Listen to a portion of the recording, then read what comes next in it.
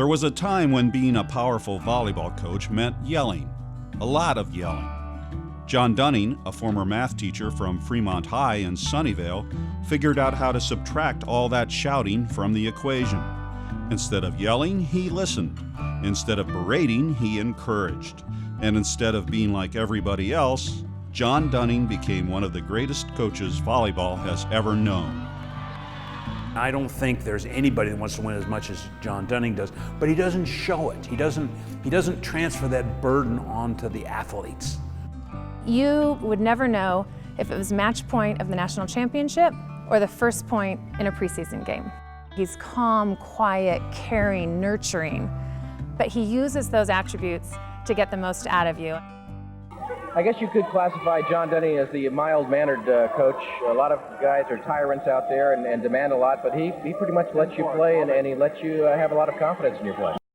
Here's something worth shouting about. John Dunning won 5 national championships, garnering 2 at the University of the Pacific before capturing 3 more at Stanford. Dunning was the NCAA Coach of the Year 4 times, and he won more than 82% of his career matches. In the late 70s, Fremont High needed a girls' volleyball coach in a hurry. Some of his math students urged him to enlist. It didn't seem to matter that Dunning had never played the sport. He solved the challenge methodically, like a math problem. He's analytical, he does research. Everything is based on the research that he's done to figure out how he can get his team to be the most successful. Over 9 years at Fremont High, Dunning became renowned as someone who killed them with kindness. Then in 1985, national powerhouse UOP raised eyebrows by hiring him as head coach. UOP was one of the top 4 or 5 programs in America, so to go from a high school math teacher to a full-time job at a nationally ranked power is extraordinary. In his very first season, John Dunning led the Tigers to the national title. He won it the next year, too. He would take UOP to the NCAA tournament 16 consecutive times. Every year he was there. Dunning raised his profile, but never his voice. His huddles became democracies, not dictatorships. He valued toughness, but also collaboration. It was very much an open-door office, really easy to communicate with him, and it was really refreshing to have a coach like that you felt comfortable with, going to him and talking to him about problems. You've already got a national championship under your belt, 2 Wendy's Classic titles. Where does it go from here for you?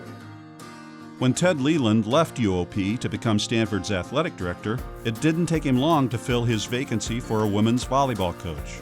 We have a search committee and all that, but there's really just one guy. If he wants the job, he's got it. Because I knew John would not only win here, but I knew his style of treating the athletes with respect is one that was honored here at Stanford. It was the way we did our business.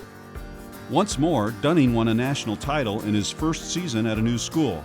Stanford captured NCAA championships in 2001, 2004, and 2016. And now, match points, NCAA championship points for Stanford.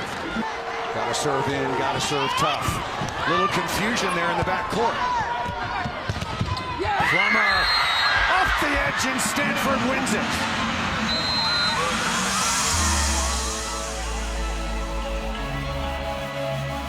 John Dunning would go on to compile a school record 451 victories in his 16 seasons on the farm.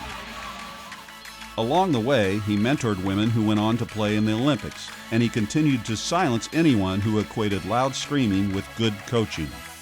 He had some spectacular Olympic-level athletes who have a lot of drive and a lot of self-interest and a lot of ego and want to be great players, and they're not always easy to work with, but John always had a great way of listening to them, figuring out what would motivate them, and then using that.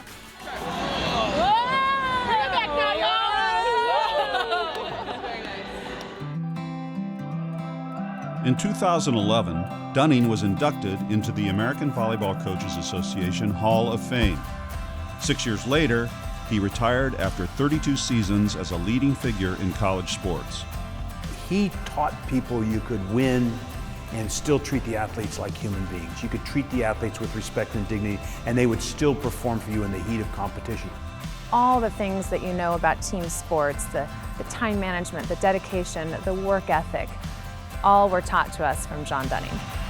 Although he would never do so, let's make some noise for John Dunning as he enters the San Jose Sports Hall of Fame.